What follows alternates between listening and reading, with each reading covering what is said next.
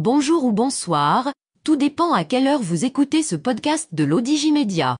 Notre chroniqueur de l'ODJ, Adnan Benchakroun, partage son avis et ses réflexions dans un article qu'il a intitulé « Mon ami est un vampire énergétique ». Alors écoutons-le dans ce podcast. L'auteur démarre son article ainsi. Mon ami le vampire énergétique est négatif, égoïste et épuisant. Mon ami le vampire énergétique est négatif, dans sa vie, rien ne va, il passe son temps à se plaindre, le monde entier veut sa perte, il n'a pas de chance. Et toutes les solutions que vous lui proposez sont systématiquement rejetées. Mon ami le vampire énergétique est égoïste, il demande de l'attention et de l'empathie, mais n'offre aucun soutien en retour. Lorsque vous allez mal, cet ami est aux abonnés absents. Il ne s'intéresse ni à vos passions, ni à votre entourage, ni à vos projets, c'est lui qui compte, et lui seulement. Mon ami le vampire énergétique est épuisant, après une journée en sa compagnie, vous vous sentez épuisé, à bout de force, vidé de toute énergie. Submergé par la négativité, vous pouvez même vous sentir stressé, anxieux ou triste. L'auteur poursuit son article ainsi. Les vampires énergétiques sont des individus qui, souvent inconsciemment, absorbent l'énergie positive des autres pour alimenter leur propre réservoir émotionnel épuisé. L'ami qui se plaint constamment et qui ne vous contacte que lorsqu'il va mal est un exemple typique de ce type de personne.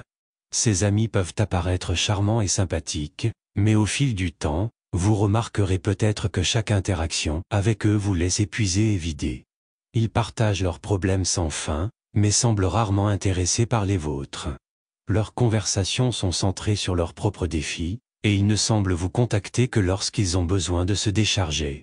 Leur besoin constant de validation et de réconfort peut être accablant. Ils sont rarement de bonne humeur et semblent toujours aux prises avec une nouvelle crise.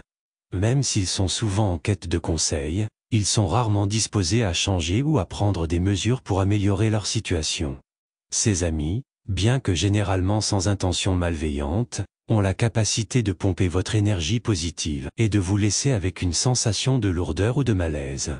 Ils créent une dynamique unilatérale, qui peut être émotionnellement épuisante. L'auteur insiste sur le fait que Il est important de se rappeler que chacun a le droit de se protéger de ces vampires énergétiques. Établir des limites saines est essentiel pour préserver votre propre bien-être. Il peut s'agir de limiter le temps que vous passez avec eux, de rediriger les conversations vers des sujets plus positifs, ou d'exprimer honnêtement vos sentiments. Rappelez-vous que votre énergie est précieuse. Prenez soin de vous et choisissez de passer du temps avec des personnes qui vous élèvent, qui respectent vos limites, et qui apportent une réciprocité émotionnelle dans votre relation. l'auteur ajoute à son article ainsi. Gérer un ami, qui est un vampire énergétique, peut être un défi, mais il existe des stratégies que vous pouvez utiliser pour minimiser leur impact sur votre bien-être. Établir des limites, c'est probablement l'aspect le plus important. Dites-lui clairement et gentiment, quand vous n'avez pas l'énergie ou le temps d'écouter ses plaintes.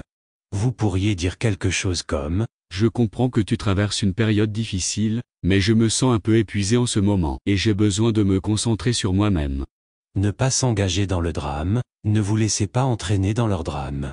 Écoutez, mais ne vous sentez pas obligé de résoudre leurs problèmes.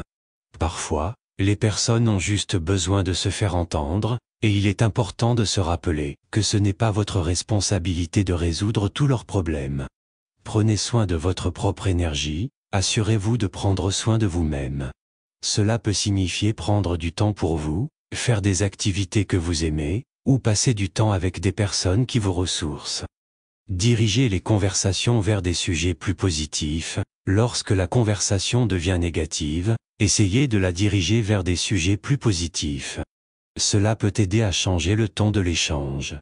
Évitez les interactions prolongées, limitez la durée de vos interactions avec cette personne si nécessaire. Si vous vous sentez épuisé après avoir passé du temps avec elle, il peut être utile de limiter la fréquence et la durée de vos rencontres. Cherchez de l'aide professionnelle si nécessaire. Si l'ami en question est extrêmement toxique et nuisible à votre santé mentale, il peut être utile de chercher l'aide d'un professionnel, comme un conseiller ou un thérapeute, pour gérer la situation. L'auteur conclut son article ainsi. Rappelez-vous, il est important de prendre soin de votre propre santé mentale et émotionnelle, même si cela signifie devoir prendre du recul par rapport à certaines amitiés. Rédigé par Adnan Benchakroun et IA, élu par l'intelligence artificielle de l'Odigimédia. Merci d'avoir écouté ce podcast de l'Odigimédia, ce bouquet de supports numériques, portail, magazine mensuel connecté, web radio et web TV. N'oubliez pas de télécharger notre application l'Odigi Mobile sur Play Store et de vous abonner à notre chaîne YouTube l'Odigi TV. Vous pouvez, aussi, nous suivre sur nos réseaux sociaux, Instagram, Facebook, TikTok, LinkedIn et Twitter. Ou encore, vous inscrire sur notre newsletter quotidienne à partir du portail lodigi.ma.